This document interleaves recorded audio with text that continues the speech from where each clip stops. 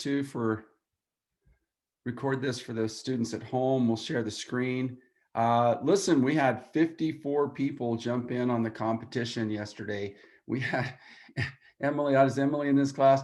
Emily got it in at 11:59. I mean, that was great, cutting it really close. But so that's really a good turnout. I'll show you those results here in a second. Here we are. The activity was due midnight for the competition. However, you still have to turn it in. So I'll go ahead and record that one kind of quickly, give those 54 people their points for this activity. And the rest of you need to catch up on that one, get that one done.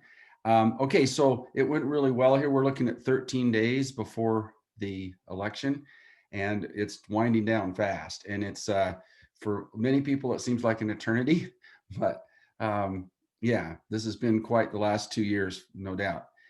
Here's how you voted. Okay, so go ahead and look up here and see how you guys, as a group, the 54 students, which is a representative sample. So we need about 25, 30% of the students to answer the question before we can get it right.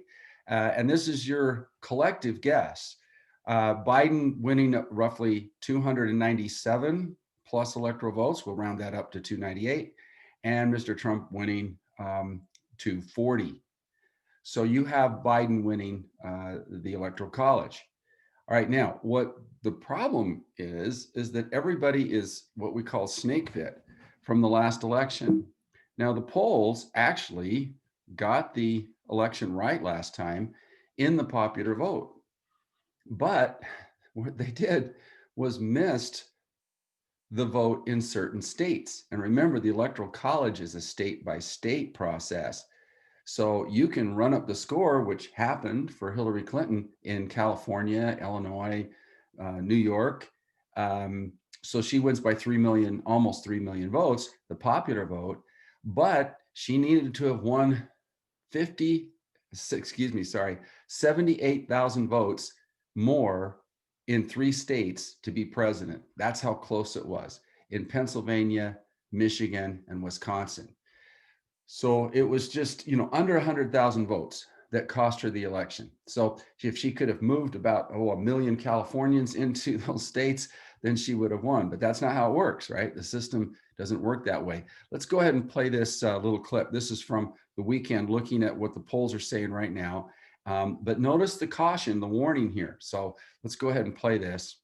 16 days to election day, and here is the biggest question. Can Donald Trump change this map? Can Donald Trump find a path to victory, meaning a path to 270 electoral votes? You see how we have it right now, lopsided for Joe Biden. 290 electoral votes now, either solid or leading Biden's way. Only 163 for President Trump. So he needs to engineer a huge comeback. Look at the toss-up states on our board, plus Maine's 2nd congressional district. Just look at these toss-up states. Let's assume they've all voted Republican before. They all voted Republican in 2016.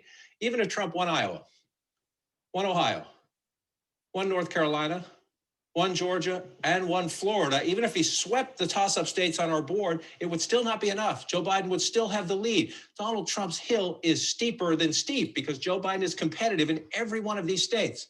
And yet, Democrats are nervous, warning against complacency, worried they have seen this movie before. 16 days out, here's the biggest question. Can you find a viable path to victory for Donald Trump, a viable path to 270 electoral votes? Well, it's incredibly difficult because of the state of play right now. We have Hillary Clinton at 307 electoral votes, Donald Trump at just 179. Takes 270 to win. Can Trump turn it around? Yes, but it would be extraordinarily hard. Okay, well, just stop right there. So we've seen this movie before. I love that line. Trump would actually get 306 electoral votes. Utah, of course, was never Trumper country. And so that they had that as a toss up. And then you have these other states. Well, anyway, it was fascinating to look at that. And so we need to just, hold our breath, whoever you're for, up until election night. You guys had 200. Well, right now, the professionals have it at 290, and you guys as a class have it at 297. So you're really close to the national average there. So that's kind of fun to see that you guys are predicting that closely. All right, now let's go ahead and look at the Senate. You have 52 to 47, which is a very logical choice. I think it'd be closer to 50-50, but hey, I could be surprised. Let's go ahead and look at this. The House, I think those are pretty legitimate numbers. You need 218. I need you to kind of pay attention here. You ready? 218 to control the House. 218. How many was that? 200 and what? How many do you need? 218. Oh, there we go. Now we're talking. That's kind of an important number to remember. So if you get 218, you control the House. Looks like the Democrats will stay in control of the House. Pretty much everybody's saying that. Okay, now let's talk about the Supreme Court. Here's the current Supreme Court minus, of course, Ruth Bader Ginsburg. It's a 4-4 court. 4-4 courts are tricky. You know, odd numbers on the court are helpful to break ties because so many of the decisions are 5-4 decisions where one justice jumping back and forth makes a big difference. Okay, so that's why when we look at the Supreme Court today, we have a discussion about expanding the court. Who gets to expand the court? Are you listening carefully? Congress. Congress at any time can reset the number to 15 to 21 to any number they want. Congress determines the size of the court. At first, it was 3, then it went to 6, then it went to 9, and it's been 9 so long that we think it's written in the Constitution, but it's not. The House of Representatives can propose a bill to change the court. Senate has to approve it. Anyway, it's kind of a big issue, right? Because we're so used to having a 9-member court. All right, well, now we're back to this. We're talking about peaceful protest, doing it the right way, the moral majority. Here's Jerry Falwell, 79, want to change the shape of the court in terms of how many conservative versus liberal judges on it. They succeeded. Now with Coney Barrett on the court, Amy Coney Barrett, this means that the court now is 6-3 court as opposed to what it has been. And so that was a big moment, right? And she'll probably be confirmed next week. She'll make a great justice. She'll do a great job. But here's the thing. Back in the Great Depression days, when Roosevelt becomes president, the 3 previous presidents were conservative Republicans. And so they packed the court with these conservative judges. And back then, conservatism actually meant about fiscal, financial matters, had very little to do with social issues like it is today. Very different kind of mindset. They were basically pro-big business, right? So they basically, when Roosevelt comes in, he's got to create jobs. He's got to create jobs. So he comes up with all these programs, right? Which a lot of people like to label socialist. Remember what all socialism is we as a people, government decides to work in a particular industry. For example, to fund the building of roads, to pay for schools, to pay for veterans, the military. That's all it means. We use taxpayer dollars to solve problems. That's really it. So here we have the National Recovery Act, a major job creation program at a time in the Great Depression. And the court struck it down and said it was unconstitutional. And for the life of me, I can't figure out how they reached that conclusion, except that they, of course, had some political agenda there. So Roosevelt proposed, why don't we just expand the court to 21? And this is called the Great Court Packing Incident, all right? So look at the term up here, see it says court packing. And this threat, right, was, well, it was out there. And so now most Americans are more comfortable with the 9-member court. That's kind of become tradition. It was kind of true back then. And so we kind of just assume the court's always going to be 9. But here, the packed court, here's this political cartoon. Here's Roosevelt presenting to the Chief Justice of the Supreme Court a bunch of new judges that will vote yes on things like the National Recovery Act, as opposed to no. So, yeah. Well, what happened is the conservative court, they had a day of reckoning. There's a lot of ways to interpret the Constitution. And sometimes, well, there's no clear-cut answer. And so as a result, one of the justices on the next case involving the New Deal switched his vote and voted with the more liberal members of the court. I forget his name offhand, but at any rate, he switched. And then the joke went out, okay? A switch in time, just in time, saved 9. that if he hadn't switched his vote, that they would have basically expanded the court to maybe 21, and the court then would have had a whole different shape. Now, this is one of the political cartoons at the time, the old 9 on the bench. The bench, of course, means the bench of the Supreme Court. President Roosevelt requests for 6 new Supreme Court justices to just start things off, and then they had plans for more. At any rate, that vote, the court backed off and quit trying to overturn laws of Congress. Okay, that's basically what it was. So this is one of those check and balance moments. Court, this is not your place. Congress makes the laws. Congress makes these things happen, and you just need to stay out of it if it's politically motivated. Well, at any rate, it's a very famous incident. Right now, we're looking at a 4-4 court, liberal versus conservative, right? We don't have Amy Coney Barrett on the court yet.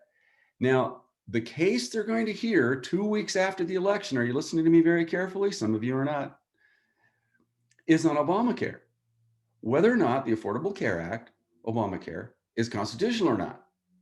Now, the last time it came up for a vote, it was decided 5-4 by Chief Justice John Roberts voting with the liberals saying, yeah, it's constitutional.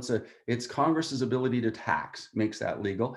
So Obamacare survived now for the last 6-8 years. But now a new case comes up that kind of changes the dynamics of the case. And as a result, it now will be heard by the Supreme Court. If they strike Obamacare down, it means about 12 to 20 million people will lose their health care in the middle of a pandemic. It's a big deal. We need it. We need health care for as many people as we can cover during this crisis. Well, that is the big rub about what could happen. My guess is Biden is being asked, are you going to pack the court? You ready for this? Pete Buttigieg, who ran for president, some of you may remember him. I don't know if you do or not, but he was a kind of a favorite candidate of everyone, right? He won in Iowa, but then he didn't get any further than that. But he, as part of his campaign, said, we need to expand the court. The court's getting really, really old. It was basically the same logic Roosevelt used. Let's bring in younger members, allow the older members to not retire, but take a smaller workload maybe, just write on the cases they really care about. And so this plan is actually a really sound plan. My guess is if Amy Coney Barrett gets on the court and they strike down Obamacare, they'll pack the court and they'll put 15 judges on it, which will mean 6 judges appointed by Joe Biden if he wins. So yeah, this has huge political implications. So now you know what court packing is, you know what that issue is. Now let's get to the subject of today's lecture. We're going to finish this right to peaceably assemble. And we said that this Lansing, Michigan event was legal. What wasn't legal were the few conspirators down here trying to hustle up a kidnapping of a governor. That was illegal. But those people were caught, 13. There were hundreds of people here. So of the hundreds of 13, there might be 5 or 6 in this crowd that were that crazy and radical, right? So you got to allow people the right to protest, even if you're screaming in the police officer's face, right? About, I don't want to wear a mask. Look at these guys. They're wearing masks. This guy's not. I mean, he could be carrying, the point is we need to wear masks, but by the same token, you're right to say, I don't want to. You could say that. However, anytime the governor wants to pull that trigger, he could require mask mandate throughout the entire state of Utah for health reasons. It's in the law.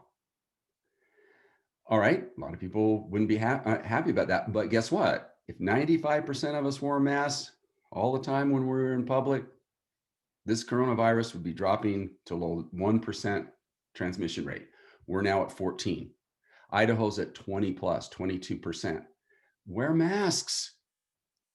It'll stop the spread. We know it will. All right, but that's their right to protest all they want. You don't like the government, fly that yellow flag and speak out all you want. It's totally fine. As is this Black Lives Matter protest that was in Salt Lake. There's probably been in Utah at least 2-3 dozen Black Lives Matter protests of some significance. I've seen them all the way from St. George, all the way up to Salt Lake here in Utah County, Provo. There were a couple, three. This was the first one that was held in Salt Lake. This was November 29th, 2014. This was the front page of the Salt Lake Tribune and a paper, major newspaper. And here's a couple of our students actually were in the picture. So yeah, I blurred their faces out as we talked about. Well, both of those protests, Black Lives Matter, the anti-mask protest, are legal under the First Amendment. Freedom of assembly. Let's go through 5 freedoms in the First Amendment. This is a review. It's called the Freedom of Expression Amendment. I'm preparing you for questions on the state test, just so you know. Religion, press, speech, assembly, petition creates an open society. Also should create a civil society. What I mean by civil society, and I want you to pay attention here to what I mean because it's important, it's on the state test, means we have a civil discourse. We allow everybody to express themselves and we don't cut them off, yell and scream at them, and not let people have their say. That's not a civil discourse. If you believe in the First Amendment, you have to allow other people who you disagree with have a voice too. Otherwise, somebody could take your voice away from you. And I think that's why in the debate coming up on Thursday night, the final presidential debate, they have decided to put a switch on the microphone. And during the opening 2 minutes where you're answering the question, they're going to mute the president's microphone because he did not allow Joe Biden his chance to express his views to the American people. Civil discourse. He couldn't be guided by typical manners and civil discourse. So they have to put a mic on the president. They have to put a shutoff switch so that he will now have to allow Biden to express what he wants to do for the country. Same token, then president, it's your turn. You tell us what you're going to do. This is what we call civil discourse. It's the spirit of an open society. And you can't shout down people that disagree with you. All right, well, that's kind of an important thing to remember. All right, now let's go through some cases. You're going to need to know all of them. So this is a real pivotal lecture for the next study guide. All right, so here we go. The case that so many of you forgot last week was the case, of course, that brought Amy Coney Barrett to the court. This 50-year-long movement to address the case called Roe v. Wade. Now, Roe v. Wade was decided in 1973 by a Supreme Court that voted 7-2. Look at the numbers here, right? So it was pretty big decision. Landmark decision of the Supreme Court in which the court ruled that the Constitution of the United States protects a pregnant woman's liberty to choose to have an abortion without excessive government restriction. It's a pretty limited ruling, really. Just under certain specifics, there's a lot of detail in it. But this 7-3 decision ruling that due process clause of the 14th Amendment to the US Constitution provides a right to privacy. That it's between a woman and her doctor, basically, is the bottom line of that line. And it protects a woman's right to choose for herself what she decides to do. All right, well, this struck down laws in probably a dozen states that made it a crime for the woman to have an abortion. Some women might even have gone to jail for it. Now, look, I don't know the right or wrong here. I'm not going to express an opinion. This is up to you, your family, your religious leaders, whoever you listen to on such issues. But I can tell you, this is one of the most important issues facing the country. And so we did see this grassroots movement, starting with the Moral Majority, which was a political action committee that managed to change the direction of this decision. And it's well within their legal right, and also too, their ethical and moral right to challenge a law that they disagree with, or excuse me, in this case, a Supreme Court decision. So this is one of the great stories in American political history, how you can take an issue that, well, was a minority opinion and turn it into essentially a majority opinion over 50 years and doing it the right way, peaceful protest, voting, and all of that. So it's a real credit to this group that they were able to succeed at that. So they deserve some credit. Here, though, it kicked off one of the biggest debates in American history. And it won't go away for a long, long time. This 7-2 decision, right?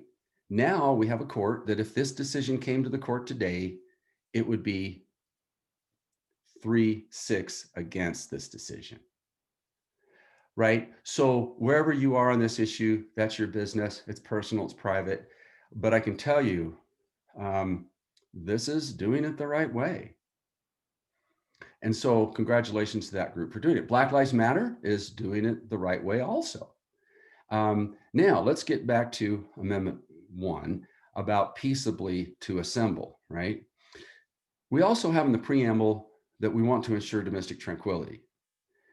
If we have civil discourse, we can share ideas, vote, change our opinions from one position to the other in a free and open society without this excessive peer pressure. You better believe like me, or you're just, no, that's not how it works. If you believe in the First Amendment, you have to allow people to say things that you disagree with. You have to defend their right to say it. By the way, that's from Voltaire, and we'll talk about him later, a Frenchman. This idea actually came more from France than anywhere else. To secure the blessings of liberty to our posterity, we need this debate. So what does the Supreme Court say about assembly? Well, let's go through the cases one by one. I think some of the cohort, you guys maybe had a couple of these cases. My cohort B didn't get any of them. So I'm just going to repeat, because this will be the lecture you'll want to listen to make sure you get these cases right. So when the next study guide comes out, you're going to have to know all these and explain them. Okay, the first one was DeJong versus Oregon, 1937. We're in the middle of the Great Depression. And guess what? You know, that it's the Communist Party can exist in America, okay? Any party, you can form a party on anything, as long as you don't, conspire to blow up buildings and things like that. You can certainly discuss, things like communism, socialism, Trumpism. You can talk about, white supremacy if you want. You can have a KKK meeting as long as you're not plotting the overthrow of the government, right? Or trying to kidnap governors. In this particular moment, though, fear of communism was really high. Okay, we just got through a thing called the Red Scare in the 1920s. And then, of course, here the world was changing at that particular time. We're less than a decade away to the beginning of the Cold War. And there was a group of people debating communism in this guy's basement, right? So they have these meetings in his house. DeJong, this guy, was convicted of conducting public meetings under the Communist Party label. Ooh, scary. The state of Oregon had passed a law. You can't have communist meetings. Whatever. Now, this group did not advocate illegal activity. It was, hey, here's what communists are thinking. Let's discuss. The US Supreme Court reversed the convicted under Oregon law as unnecessarily restrictive to the First Amendment. And then, this is key. I want you to pay attention to this. When you apply the First Amendment with the 14th Amendment, you get more power than you can possibly imagine. The most important amendment in the Constitution is the 14th Amendment because it applies due process of law on the states. Before the 14th Amendment, states could do whatever they wanted. It was only the national government that couldn't prohibit your speech, your right to assembly, whatever. But states' governments could and did, as in this case. There was no national law that if you wanted to talk communism in your living room, you could do it. No federal law against that. Couldn't be. But the 14th Amendment, which was written right after the Civil War, 1868, said that states can't take away your basic rights. Because, see, listen carefully, it was the states that took away people's freedom and allowed slavery. It was South Carolina that had laws that made people slave. It was Georgia that had laws that made people slaves. It was Virginia that had laws that made people slaves. So states were taking away people's liberty, life, liberty, pursuit of happiness, First Amendment speech, all that, vote, all that taken away. The 14th Amendment says, no, we are all the people of the United States. We're one country, and we should all have the same freedoms of speech and so on. And so this right here, to have a meeting about communism, under the 14th Amendment applied with the First Amendment. So you link the two together, and it basically says that there's equal speech. The right to peaceably assemble for lawful discussion cannot be made a crime. And I love that last line. So if you're wanting to summarize De Jong, the right to peaceably assemble for lawful discussion cannot be made a crime by a state or a city or a county. Everybody got De Jong? Okay, let's go to the next state, New Jersey. And again, we're talking about how the First and 14th Amendment work together, and the Supreme Court's making all these decisions, right? Here, this is Hague versus CIO. CIO is a union of organizing workers for basic pay, safety on the workplace, that kind of thing, against employers basically taking advantage of them, which was really a big thing, by the way, when we were an industrialized country and we had factories and so on. Okay, so here is the CIO. They're having a peaceful demonstration, picketing outside a business, right? And basically they shut that down. The police came, they dispersed everybody. Well, they took it to court. And this case went all the way to the Supreme Court. And basically the excuse the police made in New Jersey was that, well, this group of union workers, this group of workers, blue collar people in New Jersey, well, they were yelling and screaming and carrying signs. Okay. And they were doing it on public streets. In other words, the streets that you and I as a taxpayer pay for, you can call that socialism if you want, but all the roads are built by American taxpayer money. I don't know if there's a private road in America other than just maybe to a few houses here and there. But when you go down the public streets, that's your right to be on that public street because you paid for it, right? Again, call it socialism if you want, but I like roads that are paved in front of my house, right? I don't like tracking mud into the house. I like to be able to get to work on a freeway. So that's paid for from taxpayer dollars because no private business can afford to build the freeway system. There's not enough money in any business in the world to even pave the roads in Utah. So we as a people have to do that. And because we pay for it, guess what? The streets and sidewalks are public forums. In other words, you can march down the street with a picket sign all you want and yell and scream whatever your opinion happens to be. So that is De Jong. The streets and sidewalks are public forums because we as taxpayers pay for that. So taxpayers can use those streets for protest marches. All right, that was a big case, Hague versus CIO. All right, now let's go to the next one. This next case is called Thornhill versus Alabama. In Thornhill, okay, here's the problem, 1940s. Again, we have a picket line for workers working at, I believe it was a steel plant in Birmingham, Alabama. But anyway, they were picketing for better safety conditions, higher wages, that kind of thing. All right, now they basically said in Alabama that you can't use picket signs and you can't stand outside on the public street outside a business with your picket sign. That's loitering. And if you know anything about the South, they arrested a lot of people for loitering and threw them in jail for years and years and years, basically African Americans. Oh, here's an African American walking down the street. Well, let's get him for loitering, which is hanging around, I guess. How many of you have ever hung around the mall, or how many have ever, hung around on the streets with your friends, or, you got your boards and you're riding them and you're standing around talking for a while, loitering. It's a thing. Well, here's what the Supreme Court said, right? The Supreme Court held that orderly union picketing that informs the public, that's the key word. In other words, why do you protest? Why does Black Lives Matter have their signs? Why does Black Lives Matter march down the street? Why did the moral majority do the same thing? Have their protest marches, have their signs, go and try to influence the public? Because it informs the public. If you have a minority opinion, how do you convince the majority that you have an issue that they should listen to? Informing the public is the whole point of the First Amendment. So here we go. The informs the public of the issues is protected by the constitutional freedom of speech and the press. And the right of the people to peaceably assemble cannot be prosecuted under a state law that says, oh man, they might leave their protest sign behind and we have to pick that up. Oh my gosh, look at that.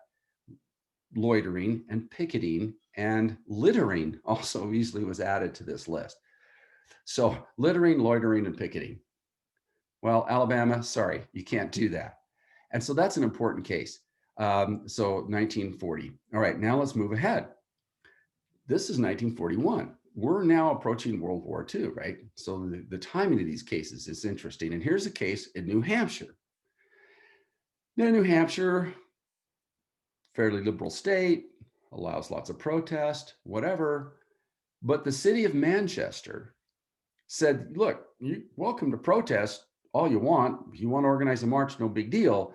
But we need you to come to the city building and buy a permit so we can get the police out there and order. Now, the permit was very cheap. It was just a few bucks.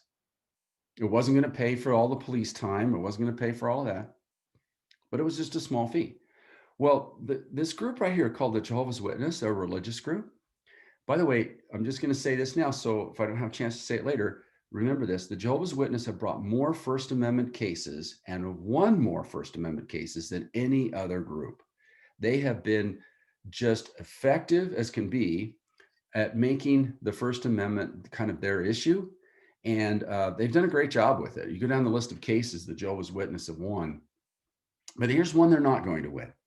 And basically here it says, a unanimous Supreme Court, now this was 9-0, upheld the local Manchester ordinance, and it was just a simple city rule, that's all it was, that required every parade or procession on a public street to pay a license for a fee. Now, here's the thing. Jehovah's Witness wanted to bring a suit here because they felt like they should be able to express their religious ideas without having to pay a fee. And so that was what the case was about. Jehovah's Witnesses brought a case, the suit alleging that the city of Manchester had denied their religious freedom by charging them money to express their opinions. The court was clear that the ordinance had to be reasonable and designed for the safe and orderly use of the streets. So the whole idea then is this: if you want to protest in Orem, if you want to run a protest down Provo city streets or your local town, AF or Lehigh or wherever you happen to be, Spanish Fork, Springville, whatever, go down to the city building, get a permit, tell them when you want to do it, work out a time with them so that the police can be there to watch over you, to make sure that the traffic is diverted so a car doesn't come and run you over accidentally. Not like what happened in Charlottesville, but even that, somebody who disagrees with your opinion. Maybe there's somebody who doesn't like your Black Matters protest coming down the streets of Springville and tries to do something harmful. You want the police there. You want it to be organized for your safety. So it has to be reasonable and designed for safe and orderly use of the streets. So what we're saying here is the police have a very important role, that they can help make these safe. The police in Charlottesville did that.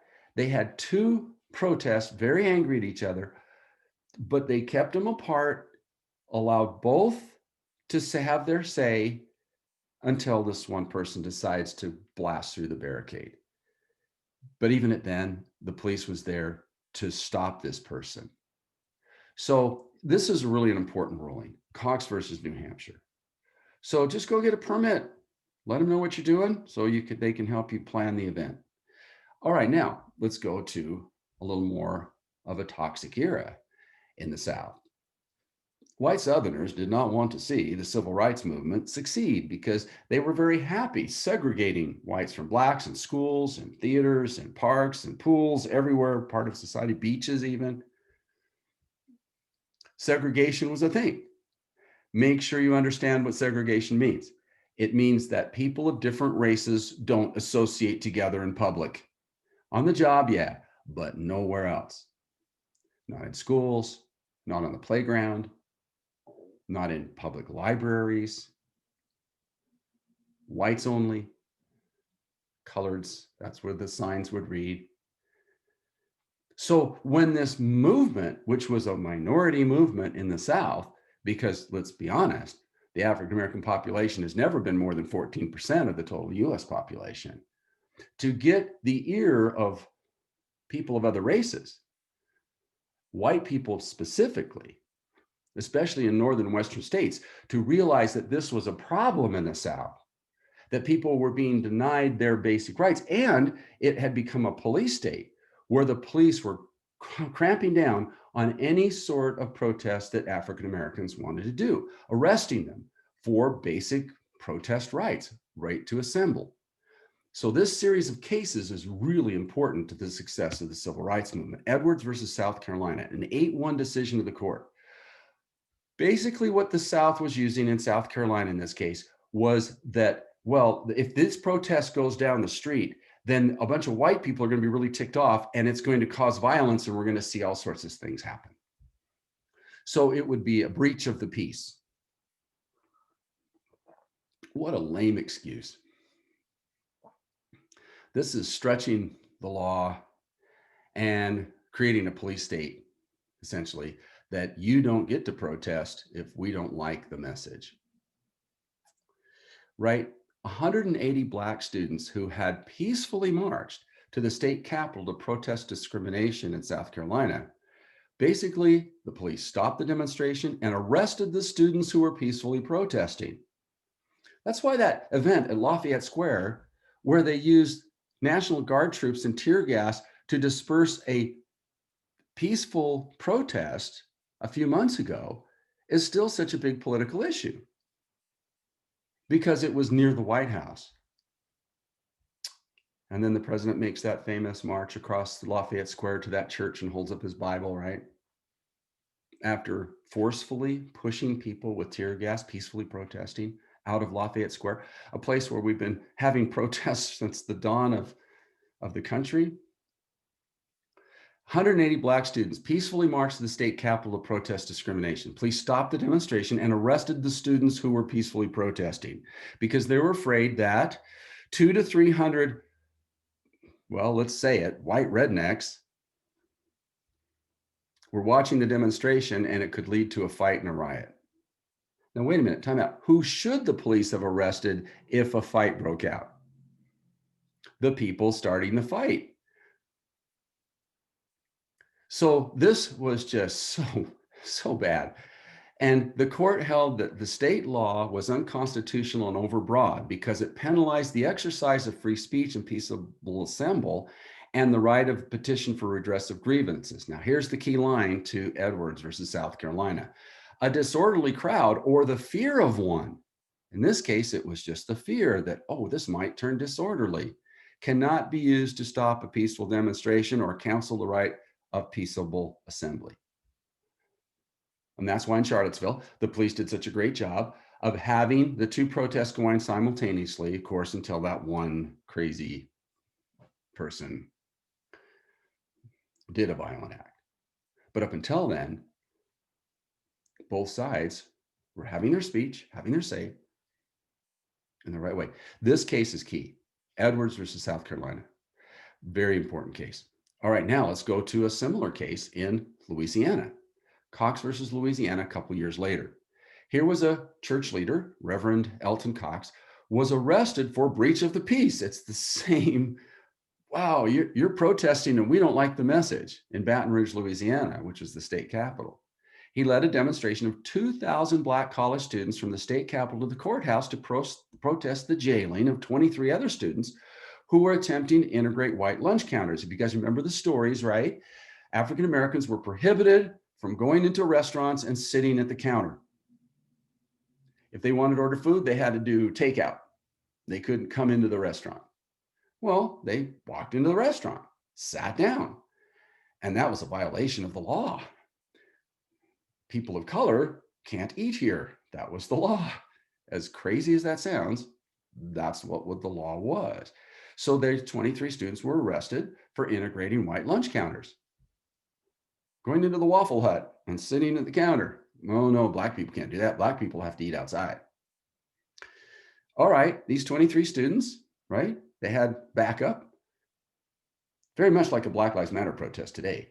2,000 students. And they arrested the preacher who led the march. The High Court overturned the conviction 7-2 and held that a state's breach of the peace law was overly broad. So there we go, 2 cases back to back.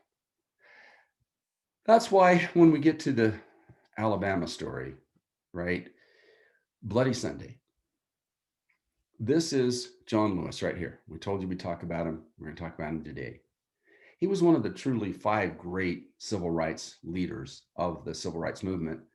Medgar Evers, also from nearby state of Mississippi, of course, Martin Luther King, you know him, Jesse Jackson, Andrew Young. These were the great leaders of the civil rights movement. Don't forget Rosa Parks. Now, here's the deal. We had passed a law at the federal level removing segregation, and the Voting Rights Act was passed, saying that states couldn't prohibit people from voting and registering to vote based on their race by putting absurd little rules in to stop them from voting.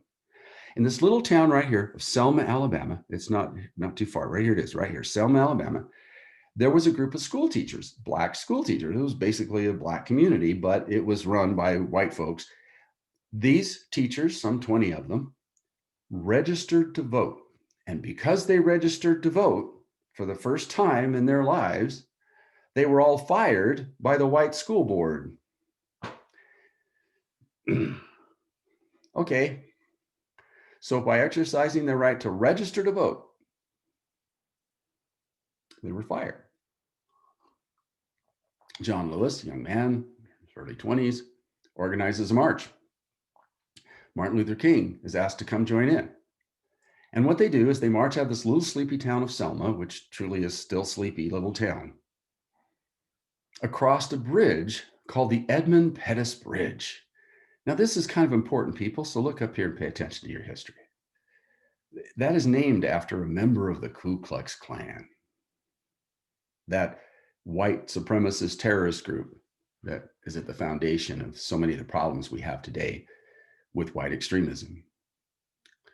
They marched across the bridge. Now, the bridge is really kind of a high arch. So when you're on the one end of the bridge and you're organizing the march and you got all these folks lined up, ready to go, they couldn't see that on the other side of the bridge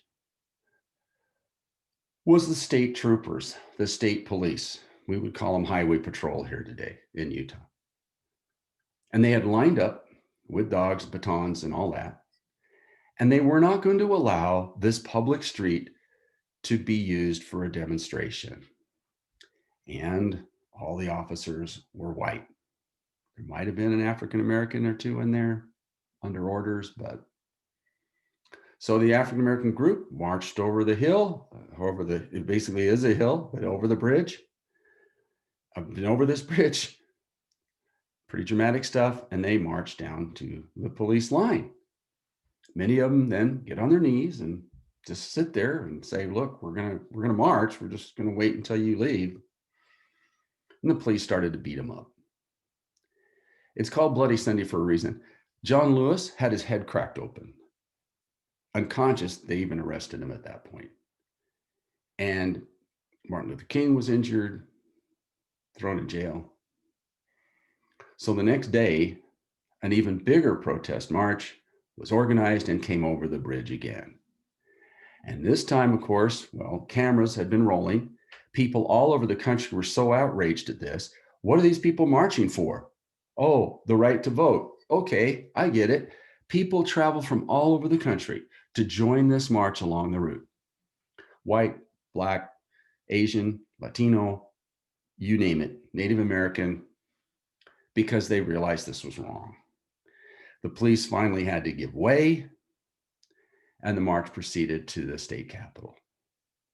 And this is where John Lewis, of course, who just passed away just a few months ago, enters the history books because he would not submit to police violence for a basic fundamental right to vote. So we see it was important that we have some cases that say these roads are public forums.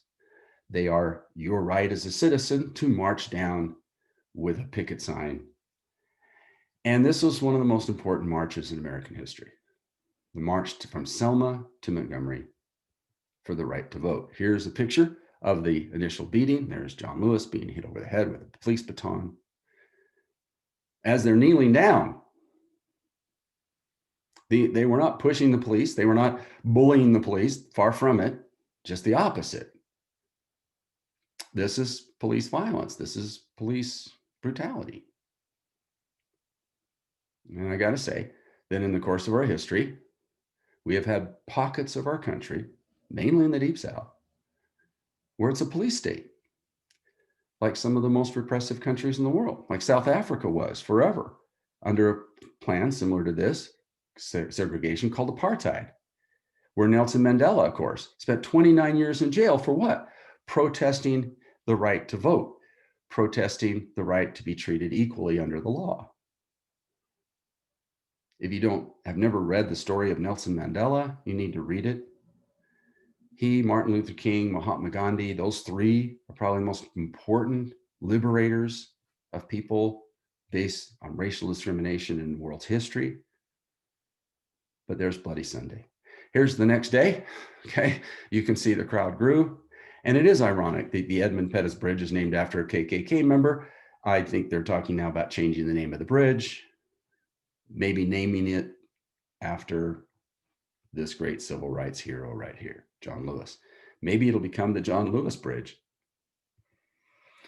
All right, now, I had to be very careful with the images here because this goes back to before gay marriage became legal and the country changed. This group, religious group out of Kansas, was protesting in the Westboro Baptist Church. It's very famous, out of Kansas. Small group, very small church. But they believed that the United States was being punished for its tolerance of gay people. Okay, there was a policy too in the military that said don't ask, don't tell. In other words, if you're gay, don't say anything and whatever. But if we find you out, we're going to throw you out. We're in the middle of a big war in Iraq. And 5,000 gay members of the military were thrown out of the military under this rule at a time we needed them most. They were saying that the war and everything else that was going wrong in the world at the time after 9/11 was God's retribution. And I read these signs and it makes me so angry every time I give this part of the lecture. Thank God for dead soldiers. And this is just the beginning of the terrible signs they posted. Well, they went a little too far. We had a case, 2006, this wasn't that long ago, Snyder versus Phelps. It went to district court. Remember, there's 3 levels of the court system. Here was a Marine, Lance Corporal Matthew Snyder, killed in Iraq, but his funeral became a protest site for this church group. They wanted to protest this young man's funeral. They were doing this all over the country. They were going to these American heroes, their funerals, and saying, this is God's retribution. They got a permit, 100,000 feet from the church itself, but very visible place so they could share their message. I mean, that's part of the thing. You can't just say, let's put them way, way on the other side of town where nobody can hear their protest. And they were allowed to protest for 30 minutes before the funeral began. The Snyder family, however, sued for defamation, character assassination of their son, invasion of privacy, and intentional infliction of emotional distress, and they won in district court. Boy, did they win in district court. Basically, here was a jury award was $6 million in punitive damages against the church, an additional $2 million for causing emotional distress. The total was 10 million, almost $11 million. Basically, here's what the district court ruled. The First Amendment protection of free speech has limits, including vulgar, offensive, and shocking statements, and that the jury must decide whether the defendant's actions would be highly offensive to a reasonable person, whether they were extreme and outrageous, and whether or not these actions were so offensive and shocking as not to be entitled to First Amendment protections. And they slapped $11 million suit, which would have bankrupted the church and put them out of business. All right, the Supreme Court takes up the case, and they don't wait for it to go to appeal. In rare moments, the Supreme Court can do a writ of certiorari, which is a Roman thing. Now, right, not right, you have this in the lecture, but writ of certiorari basically says it's an order by the high court directing the lower court to send all the records of this case to them immediately. Do not pass the appeals court level, come straight to us.